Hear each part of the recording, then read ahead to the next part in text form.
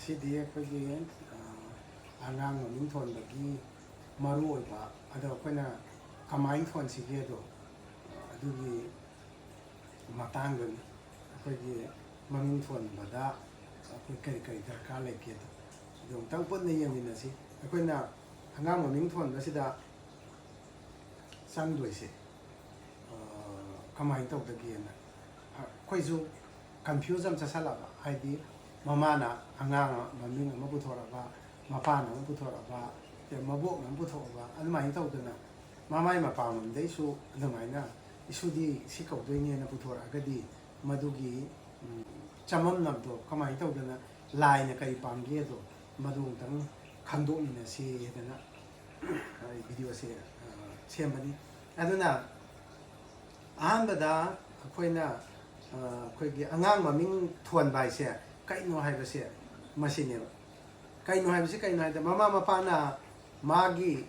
ꯄꯣꯛꯆꯔꯤꯕ ꯃꯆꯥꯗꯣ ꯑꯗꯨꯗ ꯈ꯭ꯋꯥꯏꯗꯒꯤ ꯑꯩꯅ ꯄꯣꯛꯆꯔꯤꯕ ꯏꯆꯥꯗꯨꯗ ꯈ꯭ꯋꯥꯏꯗꯒꯤ ꯏꯍꯥꯟ ꯍꯥꯟꯅ ꯄꯤꯕ ꯒꯤꯐꯁꯦ ꯃꯉꯣꯟꯗ ꯄꯤꯕ ꯒꯤꯐꯁꯦ ꯀꯔꯤꯅꯣ ꯍꯥꯏꯕꯗ ꯃꯥꯏ ꯃꯃꯤꯡ ꯊꯣꯟꯕ ꯍꯥꯏꯁꯦ ꯃꯃꯤꯡ ꯑꯃ ꯄꯤꯕꯁꯦ ꯃꯁꯤꯅ ꯃꯉꯣꯟꯗ ꯈ꯭ꯋꯥꯏꯗꯒꯤ ꯏꯍꯥꯟ ꯍꯥꯟꯅ ꯄꯤꯕ ꯒꯤꯐꯅꯦꯕ ꯃꯔꯝꯗꯤ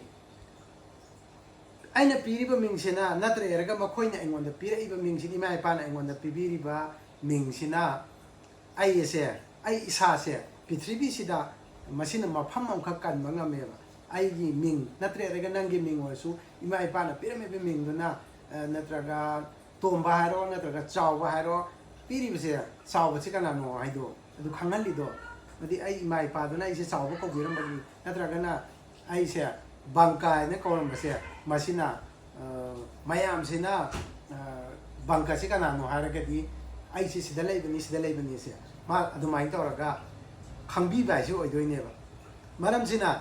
ꯑꯩꯒꯤ ꯃꯤꯡꯁꯤꯅ ꯄ꯭ꯔꯤꯊꯤꯕꯤꯁꯤꯗ ꯃꯐꯝ ꯑꯃꯈꯛ ꯀꯟꯕ ꯉꯝꯃꯤꯁꯦ ꯏꯝꯐꯥꯜꯗ ꯂꯩꯕꯅꯤ ꯃꯥꯗꯤ ꯎꯔꯤꯄꯣꯛꯇ ꯂꯩꯕꯅꯤ ꯍꯥꯏꯅ ꯃꯐꯝ ꯑꯃꯈꯛ ꯀꯟꯕ ꯉꯝꯃꯤꯕꯁꯦ ꯑꯩꯒꯤ ꯏꯃꯥ ꯏꯄꯥꯗꯨꯅ ꯑꯩꯒꯤ ꯃꯤꯡꯁꯦ ꯊꯣꯟꯕꯤꯔꯝꯕꯗꯒꯤꯅꯦꯕ ꯑꯩ ꯍꯦꯛ ꯄꯣꯛꯄꯒ ꯍꯥꯏꯔꯤꯕ ꯃꯤꯡꯗꯣ ꯊꯣꯟꯕꯤꯔꯝꯕꯅꯦꯕ ꯃꯔꯝ ꯑꯁꯤꯅ ꯑꯩꯒꯤ ꯍꯥꯏꯒꯦꯔꯥ ꯅꯠꯇ꯭ꯔꯒ ꯑꯩꯒꯤ ꯏꯆꯥꯗꯨꯒꯤ ꯍꯥꯏꯒꯦꯔꯥ ꯈ꯭ꯋꯥꯏꯗꯒꯤ ꯏꯍꯥꯟ ꯍꯥꯟꯕ ꯑꯥꯏꯗꯦꯟꯇꯤꯇꯤꯁꯦ ꯖꯒꯠꯁꯤꯗ ꯑꯩ ꯀꯅꯥꯅꯣ ꯍꯥꯏꯅ ꯃꯁꯛ ꯈꯪꯍꯟꯕꯁꯦ ꯃꯁꯤ ꯀꯔꯤꯅ ꯑꯣꯏ ꯏꯃꯥ ꯏꯄꯥꯅ ꯊꯣꯟꯕꯤꯔꯝꯕ ꯑꯗꯨꯒꯨꯝꯕ ꯃꯤꯡꯁꯤꯅ ꯑꯣꯏꯌꯦꯕ ꯑꯗꯨꯅ ꯃꯤꯡꯁꯦ ꯌꯥꯝ ꯃꯔꯨ ꯑꯣꯏꯕ ꯑꯃꯈꯛ ꯑꯣꯏ ꯑꯉꯥꯡ ꯑꯃꯗ ꯃꯃꯤꯡ ꯊꯣꯟꯕ ꯍꯥꯏꯁꯦ ꯀꯌꯥꯃꯨꯛ ꯌꯥꯝ ꯃꯔꯨ ꯑꯣꯏꯒꯦꯅ ꯍꯥꯏꯕꯗ ꯑꯩꯈꯣꯏꯅ ꯇꯥꯏꯕꯪꯄꯥꯟꯁꯤꯗ ꯄꯣꯛꯂꯛꯏꯕ ꯑꯉꯥꯡꯁꯤꯅ ꯈ꯭ꯋꯥꯏꯗꯒꯤ ꯏꯍꯥꯟ ꯍꯥꯟꯅ ꯈꯪꯗꯣꯔꯤꯕ ꯄꯣꯠꯁꯛꯁꯦ ꯀꯅꯥ ꯑꯣꯏꯒꯦꯅ ꯍꯥꯏꯕ ꯃꯥ ꯃꯁꯥꯒꯤ ꯃꯃꯤꯡꯁꯤꯅꯦꯕ ꯅꯪꯅ ꯃꯃꯥ ꯀꯗꯥꯏꯅꯣ ꯑꯗꯨ ꯈꯪꯗ꯭ꯔꯤꯉꯩꯗꯅꯦ ꯅꯪ ꯏꯕꯨꯡꯉꯣ ꯅꯠꯇ꯭ꯔꯒ ꯏꯕꯦꯝꯃ ꯅꯠꯇ꯭ꯔꯒ ꯅꯪꯅ ꯀꯧꯅꯤꯡꯕ ꯃꯤꯡꯗꯣ ꯊꯣꯏꯕꯤ ꯁꯅꯥꯕꯨ ꯍꯥꯏꯒꯦꯔꯥ ꯑꯃꯕꯨ ꯍꯥꯏꯒꯦꯔꯥ ꯃꯉꯣꯟꯗ ꯁꯨꯝ ꯍꯟꯖꯟ ꯀꯧꯕꯁꯤꯗꯅꯦ ꯃꯥꯁꯦ ꯃꯥꯏ ꯑꯥꯏꯗꯦꯟꯇꯤꯇꯤꯁꯤ ꯃꯊꯟꯇ ꯈꯪꯖꯩꯑꯕ ꯑꯕꯦꯝꯃ ꯁꯤ ꯂꯥꯎ ꯕꯨꯡꯉꯣ ꯁꯣꯝꯗ ꯂꯥꯎ ꯍꯥꯏꯕꯗꯀꯣ ꯃꯥꯏ ꯂꯩꯁꯜꯂꯛꯏꯁꯦ ꯀꯩꯅꯣ ꯃꯥꯅ ꯈ꯭ꯋꯥꯏꯗꯒꯤ ꯏꯍꯥꯟ ꯍꯥꯟꯅ ꯈꯪꯕ ꯑꯗꯨꯒꯨꯝꯕ ꯑꯟꯗꯔꯁꯇꯦꯟ ꯇꯧꯕꯁꯦ ꯃꯁꯥꯒꯤ ꯃꯤꯡꯁꯤꯅ ꯏꯍꯥꯟ ꯍꯥꯟꯅ ꯈꯪꯉꯤ ꯑꯗꯨꯒꯤ ꯇꯨꯡꯗ ꯃꯃꯥ ꯀꯗꯥꯏꯅꯣ ꯄꯄꯥ ꯀꯗꯥꯏꯅꯣ ꯕꯣꯕꯣ ꯀꯗꯥꯏꯅꯣꯁꯦꯃꯁꯤ ꯇꯥꯛꯄ ꯉꯝꯃꯦꯕ ꯑꯗꯣ ꯈ꯭ꯋꯥꯏ ꯏꯍꯥꯟ ꯍꯥꯟꯕꯗꯤ ꯀꯅꯥꯅꯣ ꯑꯕꯨꯡꯉꯣ ꯀꯥꯏꯅ ꯑꯩꯈꯣꯏ ꯈꯨꯕꯥꯛ ꯈꯨꯔꯂꯛꯅ ꯅꯣꯛꯏ ꯑꯗꯒꯤꯗꯤ ꯃꯥꯏꯁꯦ ꯑꯕꯨꯡꯉꯣ ꯀꯧꯏꯁꯤ ꯈ꯭ꯋꯥꯏ ꯏꯍꯥꯟ ꯍꯥꯟꯕꯗ ꯑꯟꯗꯔꯁꯇꯦꯟ ꯇꯧꯍꯜꯂꯤꯕ ꯋꯥꯔꯗꯁꯦ ꯃꯥꯏ ꯃꯃꯤꯡꯁꯤꯅꯦꯕꯀꯣ ꯃꯔꯝꯁꯤꯅ ꯑꯉꯥꯡ ꯑꯃ ꯃꯃꯤꯡ ꯊꯣꯟꯕ ꯍꯥꯏꯁꯦ ꯀꯩꯅೋ ꯃꯁꯤ ꯑꯩꯈꯣꯏꯒꯤ ꯑꯦꯟꯁꯦꯁꯇ꯭ꯔꯦꯜ ꯃꯌꯥꯝꯁꯤꯒ ꯑꯩꯈꯣꯏꯒꯤ ꯑꯍꯜ ꯂꯃꯟ ꯏꯄꯥ ꯏꯄꯨ ꯃꯌꯥꯝꯁꯤꯒ ꯑꯩ ꯏꯆꯥꯁꯤꯒ ꯂꯤꯡꯛ ꯑꯃ ꯇꯧꯅꯍꯟꯕꯅꯦꯕ ꯃꯔꯝꯗꯤ ꯀꯔꯤꯅꯣ ꯍꯥꯏꯕꯗ ꯁꯦ ꯑꯩꯈꯣꯏꯒꯤ ꯁꯔ ꯅꯦꯝ ꯍꯥꯏꯕ ꯑꯃ ꯂꯩꯔꯦ ꯑꯗꯒꯤ ꯂꯥꯁ ꯅꯦꯝ ꯃꯤꯗꯜ ꯅꯦꯝ ꯂꯩ ꯁꯨꯃꯥꯏꯅ ꯍꯥꯏꯔꯤꯕ ꯃꯌꯥꯝꯁꯤꯅ ꯀꯩꯗꯧꯔꯤ ꯃꯤꯡꯁꯦ ꯍꯦꯛ ꯀꯧꯔꯛꯄꯗ ꯃꯁꯤꯗꯤ ꯃꯣꯏꯒꯤ ꯁꯦ ꯌꯨꯝꯅꯥꯝ ꯍꯥꯏꯔꯗꯤ ꯌꯨꯝꯅꯥꯝ ꯇꯣꯝꯕ ꯍꯥꯏꯔꯣ ꯌꯨꯝꯅꯥꯝ ꯇꯣꯝꯕ ꯍꯥꯏꯔꯗꯤ ꯌꯨꯝꯅꯥꯝꯁꯤꯒꯤ ꯂꯣꯏꯅ ꯈꯪꯅꯍꯜꯂꯤꯗꯣ ꯁꯥꯒꯩꯗꯨꯃ ꯍꯥꯟꯅ ꯈꯪꯅꯍꯜꯂꯦ ꯑꯗꯒꯤ ꯇꯣꯝꯕ ꯃꯆꯥꯁꯤꯒꯤ ꯑꯥꯏꯗꯦꯟꯇꯤꯇꯤ ꯑꯃ ꯑꯗꯨꯃꯥꯏꯅ ꯇꯧꯗꯅ ꯂꯩꯍꯜꯂꯦ ꯑꯗꯨ ꯇꯣꯝꯕ ꯍꯥꯏꯁꯤꯗꯤ ꯃꯩꯇꯩ ꯁꯣꯏ ꯑꯣꯏꯔꯝꯒꯅꯤ ꯍꯥꯏꯁꯤ ꯈꯪꯍꯜꯂꯦ ꯃꯔꯝ ꯑꯗꯨꯅ ꯑꯩꯒꯤ ꯀꯝꯃꯨꯅꯤꯇꯤꯁꯤ ꯀꯩꯅꯣ ꯑꯩꯒꯤ ꯖꯥꯠꯁꯤ ꯀꯩꯅꯣ ꯑꯩꯁꯦ ꯀꯔꯥꯏꯋꯥꯏꯒꯤꯅꯣ ꯍꯥꯏꯕꯁꯦ ꯃꯤꯡꯁꯤꯅ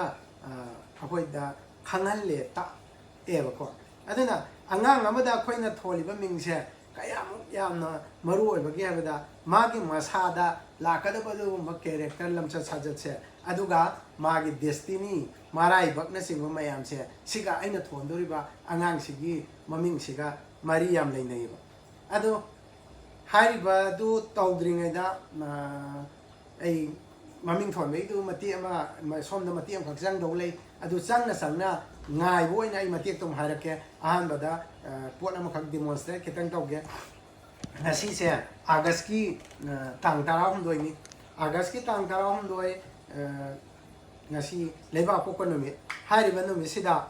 hauji nungdangi pung nipan gi matung da pokpa angang khaidi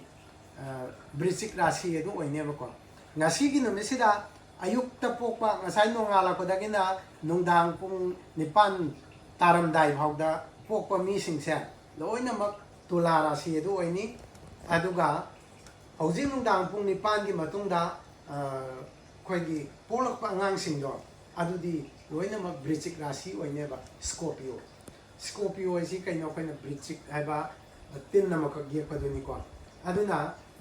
hariba Brisik Rasi ki Anuradhana ko badung nakshatra duna puye hojikse aduna hojik popa angang punamak kai kawi ni ni na hogu maming se loin thol loin pirakane ba kuti bada mayam hojik koi lebak chaw banina soidana maki hojik pungja tare pung ngapan ta dore ko aduna nipan gi matung da polak angang mayam se loina ni na ho wen harakane ba ni na nupi khangde nupa khangde adu mai tok dana khoi hojik nungdang pung nipan ga makhaida pokpa angang amagi mapok si laura seba hariba mapok si lauba angang se Brisik Rasi edu orani adu mado khitang di rasi se khitang niyam bai do oi aduna khidauge da kolon da Brisik Rasi se na oi jasina ka dawi magi ngasagi Brisik Rasi sida kauddo ming se ming mari khak leba magi pada hanba ani suba ahum suba mari suba hojik se ani suba pada oi aduna en na hoba ma ani suba sina ni na hoba ma aduga ahum suba sina su na hoba ma aduga last pada sina ne hai sina hoba ni adu hojik kidi kari na hore na hoba si oi ba na hoba si di oi na khanna se ko je na hoba se sumai tawre mapana akhoi gi angang se ai sa di maming se no western long gi maming se ai khara pam je na Nikki na ko ko adagi amu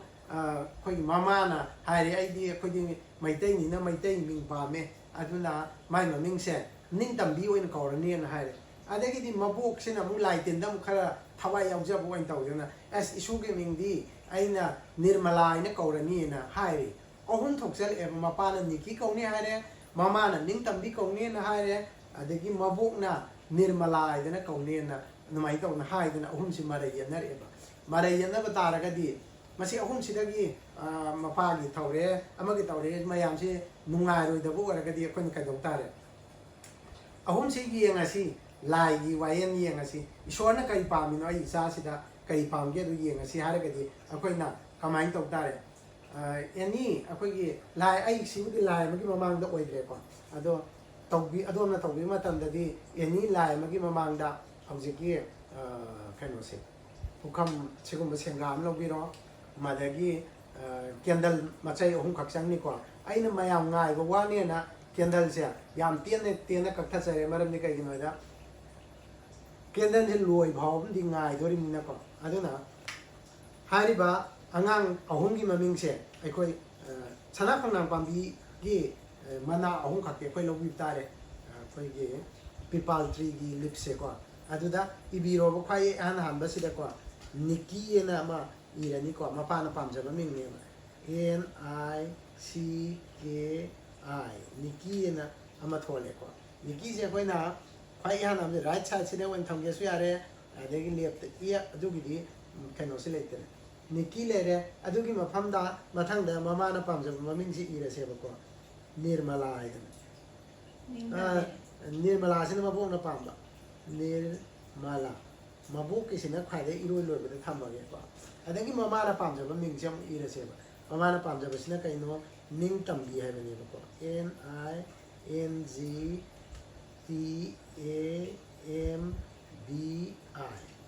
ning tam bi hai ba ne hai ba ning tam bi ne Nikki ne ꯑꯗꯒꯤ ꯅꯤꯔꯃꯂꯥꯅ ꯑꯍꯨꯝꯁꯤ ꯂꯩꯔꯦ ꯑꯍꯨꯝꯁꯤ ꯂꯩꯕꯁꯦ ꯑꯩꯈꯣꯏꯅ ꯀꯩꯗꯧꯅꯤ ꯂꯥꯏꯅꯤꯡꯊꯧꯗ ꯇꯧꯒꯦꯁꯨ ꯌꯥꯏꯀꯣ ꯂꯥꯏꯅꯤꯡꯊꯧ ꯁꯅꯥꯃꯍꯤ ꯃꯃꯥꯡꯗ ꯍꯩꯔꯨꯛ ꯑꯃ ꯑꯗꯒꯤ ꯊꯥꯎ ꯃꯩ ꯑꯃꯅꯦ ꯙꯨꯞ ꯑꯃꯅꯦ ꯊꯥꯕꯤꯔꯣ ꯀꯦꯟꯗꯜ ꯑꯍꯨꯝ ꯊꯥꯟꯕꯤꯔꯣ ꯑꯗꯨꯒ ꯑꯩꯈꯣꯏꯅ ꯈ꯭ꯋꯥꯏ ꯐꯥꯔꯁꯇ ꯇꯧꯗꯣꯏꯁꯦ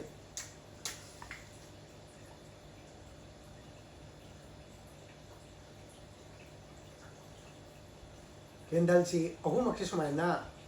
ꯃꯇꯝ ꯑꯃꯇꯗ ꯁꯨꯈꯠꯂꯅꯦꯕꯀꯣ ꯇꯥꯏꯃꯤꯡꯁꯦ ꯃꯌꯥꯝ ꯎꯕꯤꯀꯣ ꯀꯦꯟꯗꯜ ꯑꯍꯨꯝꯁꯦ ꯑꯩꯈꯣꯏ ꯁꯨꯃꯥꯏꯅ ꯁꯤ ꯂꯥꯏ ꯃꯃꯥꯡꯗꯅꯤ ꯍꯩꯔꯨꯛ ꯑꯃ ꯁꯦꯝ ꯑꯃ ꯍꯥꯞꯄ ꯌꯥꯔꯦ ꯑꯗꯒꯤ ꯙꯨꯞ ꯑꯃ ꯊꯥꯡꯃꯩ ꯑꯃ ꯀꯠꯄ ꯌꯥꯏ ꯑꯗꯒꯤ ꯂꯥꯏꯗꯨꯒꯤ ꯃꯃꯥꯡꯗ ꯑꯩ ꯏꯆꯥꯁꯤꯒꯤ ꯄꯨꯟꯁꯤ ꯅꯨꯡꯁꯥꯡꯅ ꯍꯤꯡꯅꯕ ꯅꯠꯇ꯭ꯔꯒ ꯂꯩꯅꯕ ꯍꯥꯏꯕꯅꯆꯤꯡꯕ ꯃꯌꯥꯝ ꯄꯨꯝꯅꯃꯛꯁꯦ ꯑꯗꯨꯃꯥꯏꯅ ꯂꯣꯏꯅ ꯈꯣꯏꯔꯝꯖꯕ ꯌꯥꯏ ꯃꯇꯧ ꯑꯗꯨꯃꯥꯏꯅ ꯇꯧꯗꯅ ꯈꯣꯏꯔꯝꯃꯒ ꯑꯩꯈꯣꯏꯅ ꯍꯧꯖꯤꯛ ꯌꯦꯡꯗꯣꯏꯁꯦ ꯀꯦꯟꯗꯜ ꯑꯍꯨꯝꯁꯦ ꯀꯅꯥꯅ ꯈ꯭ꯋꯥꯏꯗꯒꯤ ꯂꯥꯁ ꯑꯍꯨꯝꯁꯦ ꯆꯞ ꯃꯥꯟꯅꯅꯗꯤ ꯃꯨꯠꯂꯣꯏꯕꯀꯣ ꯈ꯭ꯋꯥꯏ ꯂꯥꯁꯇ ꯀꯦꯟꯗꯜ ꯑꯃꯗꯤ ꯂꯩꯍꯧꯅꯦꯕ ꯂꯩꯍꯧꯔꯤꯕ ꯑꯗꯨꯒꯨꯝꯕ ꯃꯃꯤꯡꯁꯦ ꯑꯩꯅ ꯅꯤꯡꯖꯔꯤꯕ ꯂꯥꯏꯗꯣ ꯂꯥꯏꯅꯤꯡꯊꯧꯗ ꯑꯣꯏꯒꯦꯔꯥ ꯂꯥꯏꯅꯤꯡꯊꯧꯅ ꯀꯧ ꯍꯥꯏꯅ ꯄꯤꯕ ꯃꯤꯡꯅꯤ ꯑꯗꯒꯤ ꯕꯤꯁꯅꯨꯗ ꯑꯣꯏꯒꯦꯔꯥ ꯕꯤꯁꯅꯨꯅ ꯀꯧ ꯍꯥꯏꯗꯅ ꯁꯤ ꯃꯃꯤꯡꯁꯤꯅ ꯍꯦꯟꯅ ꯐꯩ ꯍꯥꯏꯔꯦ ꯃꯍꯥꯗꯦꯕꯗ ꯑꯣꯏꯒꯦꯔꯥ ꯃꯍꯥꯗꯦꯕ ꯃꯃꯥꯡ ꯇꯧꯔ ꯃꯍꯥꯗꯦꯕꯅ ꯁꯤ ꯃꯃꯤꯡꯁꯦ ꯇꯧ ꯍꯥꯏꯗꯅ ꯄꯤꯔꯕꯅꯦꯗꯅ ꯑꯩꯈꯣꯏꯅ ꯂꯥꯏꯅ ꯊꯣꯟꯕ ꯃꯤꯡ ꯍꯥꯏꯅ ꯁꯨꯃꯥꯏꯅ ꯇꯧꯗꯅ ꯀꯟꯐ꯭ꯌꯨꯁ ꯂꯩꯔꯀꯥꯟꯗ ꯆꯠꯂꯦ ꯑꯗ ꯍꯧꯖꯤꯛ ꯁꯤ ꯆꯥꯛꯏꯉꯩꯗ ꯋꯥꯔꯤ ꯃꯇꯦꯛ ꯑꯃ ꯑꯃꯨꯛ ꯍꯥꯏꯖꯒꯦ ꯃꯗꯨꯗꯤ ꯀꯔꯤꯅꯣ ꯍꯥꯏꯗ ꯑꯩꯈꯣꯏꯒꯤ ꯃꯤꯡꯁꯤꯒꯤ ꯌꯥꯝꯅ ꯃꯔꯨ ꯑꯣꯏꯔꯤꯁꯦ ꯃꯥꯒꯤ ꯀꯦꯔꯦꯛꯇꯔꯗ ꯑꯃꯗꯤ ꯗꯦꯁꯇꯤꯅꯤꯗ ꯐꯦꯠꯇ ꯀꯩꯗꯧꯏ ꯃꯤꯡ ꯃꯌꯥꯝꯁꯤꯡꯁꯤꯒꯤ ꯃꯔꯨꯝꯗ ꯄ꯭ꯂꯥꯅꯦꯠ ꯃꯌꯥꯝ ꯑꯃ ꯂꯣꯠꯂꯒ ꯂꯩꯌꯦꯕ ꯂꯣꯠꯂꯒ ꯂꯩꯔꯤꯁꯦ ꯃꯁꯤ ꯀꯔꯤꯅꯣ ꯍꯥꯏꯕ ꯇꯥꯔꯒꯗꯤ ꯉꯁꯤꯒꯤ ꯀꯧꯗꯣꯔꯤꯕ ꯃꯤꯡꯁꯤꯗꯤ ꯑꯦꯟꯅ ꯍꯧꯕ ꯃꯃꯤꯡꯁꯦ ꯀꯧꯗꯣꯔꯤꯅꯦꯕꯀꯣ ꯑꯦꯟꯅ ꯍꯧꯕꯩꯁꯦ ꯑꯩ ꯃꯃꯥꯡꯗꯗꯤ ꯑꯦꯟꯒꯤꯁꯦ ꯍꯥꯏꯈ꯭ꯔꯕꯅꯤ ꯑꯦꯟꯁꯤ ꯑꯩꯈꯣꯏꯒꯤ ꯀꯦꯂꯦꯗꯤꯌꯟꯒꯤ ꯅ꯭ꯌꯨꯃꯣꯂꯣꯖꯤ ꯃꯇꯨꯡ ꯏꯟꯅꯗꯤ ꯑꯦꯟꯁꯦ ꯀꯩꯗꯧꯔꯦ ꯀꯅꯥꯅ ꯄꯨꯒꯦꯗ ꯑꯩꯈꯣꯏꯒꯤ ꯑꯦꯟꯁꯦ ꯅꯝꯕꯔ 5ꯁꯤꯅ ꯄꯨꯏꯌꯦꯕꯀꯣ ꯍꯥꯏꯔꯤꯕ ꯅꯝꯕꯔ 5ꯁꯤꯅ ꯄꯨꯕꯁꯤꯅ ꯃꯥꯁꯤ ꯃꯃꯥ ꯑꯣꯏꯕꯒꯤ ꯒꯨꯟ ꯃꯌꯥꯝ ꯑꯃ ꯆꯦꯜꯂꯦꯕ ꯍꯥꯏꯗꯤ ꯃꯤꯅꯨꯡꯁꯤ ꯌꯥꯝ ꯆꯥꯎꯕꯗꯣ ꯑꯗꯨꯒꯨꯝꯕ ꯆꯥꯎꯅꯤ ꯑꯗꯒꯤ ꯑꯩꯅꯁꯨ ꯍꯥꯟꯅ ꯍꯥꯏꯗꯨꯅꯤ ꯃꯣꯏꯒꯤ ꯊꯣꯠꯁꯤ ꯌꯥꯝ ꯋꯥꯡꯉꯤ ꯑꯦꯝꯁꯤ ꯌꯥꯝ ꯋꯥꯡꯉꯤ ꯑꯗꯨ ꯌꯥꯝ ꯐꯕ ꯑꯃꯅ ꯃꯣꯏꯒꯤ ꯁꯔꯒ ꯑꯦꯝ ꯇꯧꯕꯅꯤꯅ ꯀꯩꯗꯧꯏ ꯑꯦꯠ ꯂꯤꯁ ꯋꯥꯇꯣꯟ ꯐꯥꯎꯗꯤ ꯋꯥꯡꯅꯦꯕ ꯍꯥꯏꯗꯤ ꯑꯩꯅ ꯑꯋꯥꯡꯕꯗ ꯑꯦꯝ ꯇꯧꯔꯨꯕꯅꯤꯅ ꯑꯗꯨꯃꯥꯏꯅ ꯇꯧꯗꯅ ꯉꯁꯤꯒꯤ ꯃꯃꯤꯡꯁꯦ ꯑꯦꯟꯅ ꯍꯧꯕꯅꯤ ꯀꯧꯔꯤꯁꯦ ꯑꯦꯟꯅ ꯍꯧꯕ ꯀꯥꯡꯕꯨꯁꯤꯗꯤ ꯃꯣꯏꯗ ꯅꯣ ꯍꯥꯏꯕ ꯌꯥꯗꯦ ꯍꯥꯏꯌꯦ ꯍꯦꯛꯇꯒꯤ ꯂꯣꯏꯅꯃꯛ ꯌꯥꯅꯤꯅ ꯂꯩꯕꯗꯨꯅꯤ ꯑꯗꯨꯅ ꯍꯥꯏꯔꯤꯕ ꯑꯗꯨꯒꯨꯝꯕ ꯑꯦꯟꯅ ꯍꯧꯕ ꯃꯃꯤꯡꯗꯨꯅꯤ ꯑꯩꯈꯣꯏ ꯍꯧꯖꯤꯛ ꯀꯧꯗꯣꯔꯤꯁꯦ ꯑꯗꯨꯗ ꯑꯩꯈꯣꯏꯒꯤ ꯅ꯭ꯌꯨꯃꯣꯂꯣꯖꯤꯁꯤꯒꯤ ꯁꯤꯗ ꯂꯩꯔꯤꯁꯦ ꯀꯔꯤꯅꯣ ꯍꯥꯏꯕ ꯇꯥꯔꯒꯗꯤ ꯑꯩꯈꯣꯏꯅ ꯗꯦꯁꯇꯤꯅꯤ ꯅꯝꯕꯔ ꯍꯥꯏꯕ ꯑꯃ ꯂꯩꯌꯦꯕꯀꯣ ꯗꯦꯁꯇꯤꯅꯤ ꯅꯝꯕꯔꯅꯦ ꯑꯗꯒꯤ ꯕꯥꯔꯊꯗꯦ ꯅꯝꯕꯔꯅꯦ ꯑꯗꯒꯤ ꯄꯥꯔꯁꯅꯦꯂꯤꯇꯤ ꯅꯝꯕꯔꯅꯦ ꯂꯥꯏꯐ ꯄꯥꯠ ꯅꯝꯕꯔ ꯍꯥꯏꯕ ꯑꯃꯅꯦ ꯑꯗꯨꯒ ꯍꯥꯔꯠ ꯗꯤꯖꯥꯌꯔ ꯅꯝꯕꯔ ꯍꯥꯏꯕ ꯑꯃꯅꯦ ꯀꯝꯄꯥꯎꯟ ꯅꯝꯕꯔ ꯍꯥꯏꯕ ꯑꯃꯅꯦ ꯍꯥꯏꯔꯤꯕ ꯇꯔꯨꯛꯁꯤꯅꯦꯕ ꯑꯩꯈꯣꯏ ꯅ꯭ꯌꯨꯃꯣꯂꯣꯖꯤꯗ ꯌꯥꯝ ꯃꯔꯨ ꯑꯣꯏꯔꯤꯁꯦ ꯑꯗꯨ ꯀꯩꯗꯧꯏ ꯃꯁꯤꯗ ꯌꯥꯎꯔꯤꯕ ꯚꯣꯌꯦꯜꯒꯤ ꯃꯁꯤꯡ ꯀꯣꯟꯁꯣꯅꯦꯠꯀꯤ ꯃꯁꯤꯡ ꯁꯤꯒꯤ ꯃꯇꯨꯡ ꯏꯟꯅ ꯀꯝꯄꯥꯎꯟ ꯅꯝꯕꯔꯁꯤ ꯑꯣꯏꯔꯛꯏ ꯍꯥꯏꯔꯤꯕꯁꯤꯡꯁꯦ ꯑꯩꯈꯣꯏꯅ ꯇꯥꯍꯟꯒꯦ ꯑꯗꯨꯅ ꯍꯥꯏꯔꯒꯗꯤ ꯀꯃꯥꯏꯅ ꯇꯧꯕ ꯇꯥꯏ ꯃꯃꯤꯡꯁꯤꯗ ꯁꯦ ꯅꯤꯀꯤꯅ ꯍꯥꯏꯔꯤꯁꯦ ꯃꯁꯤ ꯑꯃꯨꯛ ꯆꯥꯟꯅꯔꯝꯗ꯭ꯔꯦꯅ ꯈꯜꯂꯁꯤꯅꯦ ꯅꯤꯀꯤꯁꯤꯗꯤ ꯉꯁꯤꯒꯤ ꯅꯨꯃꯤꯠꯁꯤꯗ ꯅꯤꯀꯤꯅ ꯀꯧꯔꯕ ꯑꯗꯨ ꯑꯣꯏꯔꯒꯗꯤ ꯀꯩꯗꯧꯔꯦ 72% ꯐꯪꯉꯦꯕ ꯃꯥꯒꯤ ꯄꯣꯇꯦꯟꯁꯤꯌꯦꯜꯁꯦꯀꯣ ꯑꯗꯨꯒ ꯅꯤꯔꯃꯂꯥ ꯍꯥꯏꯅ ꯀꯧꯔꯕ ꯑꯗꯨꯅ 71 ꯐꯪꯉꯤ ꯑꯗꯨꯒ ꯅꯤꯡꯇꯝꯕꯤꯅ ꯀꯧꯔꯒꯁꯨ 71ꯁꯤ ꯐꯪꯉꯦꯕꯀꯣ ꯑꯇꯣꯞꯄ ꯑꯍꯨꯝꯁꯤꯗꯒꯤ ꯃꯃꯤꯡꯁꯤ ꯑꯦꯟ ꯑꯥꯏꯅ ꯍꯧꯕꯁꯤꯗ ꯆꯦꯟꯖ ꯇꯧꯔꯒꯗꯤ ꯃꯁꯤꯗꯒꯤ ꯇꯥꯊꯔꯛꯏꯀꯣ ꯑꯗꯣ ꯑꯍꯨꯝꯁꯤꯗꯤ ꯀꯩꯗꯧꯔꯦ ꯑꯅꯤ ꯑꯃꯅ 71 ꯐꯪꯉꯦ ꯑꯗꯨꯒ ꯑꯃꯅ ꯑꯩꯈꯣꯏꯒꯤ 70ꯒ 2 ꯐꯪꯉꯦ ꯃꯥꯒꯤ ꯅꯝꯕꯔꯁꯤꯗꯤ ꯀꯩꯅꯣ ꯍꯥꯏꯕꯗ 6 10 15 6